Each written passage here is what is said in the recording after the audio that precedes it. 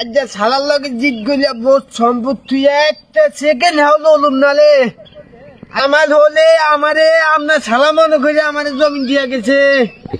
High রে আস্তাগফিরুল্লাহ কি কইয়া লাইছি রে।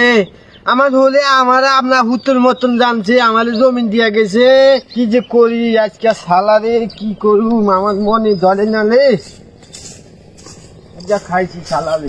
ভাই আমার বোন জামাই আমার লগে প্রতারণা করিয়া সামনের জমি হয় খায় আর আমার পিছনে দিছে আমার বাবার কাছে জমি আমার বোন দিছে দেখিয়া।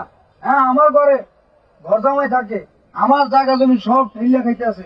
আজকে এই জমির দাম হয়েছে 5 লাখ টাকা আর পিছনে আমার যে জমি দিচ্ছে এই জমি হইলো 2 লাখ টাকা।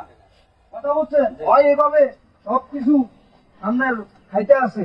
ঠিক আছে, আজকে আমরা এটা মাইপা নিমু, ওর পিছন থেকে দিমু, এতে যাওয়ার হবে। আপনি জমিন মাপেন। ঠিক আছে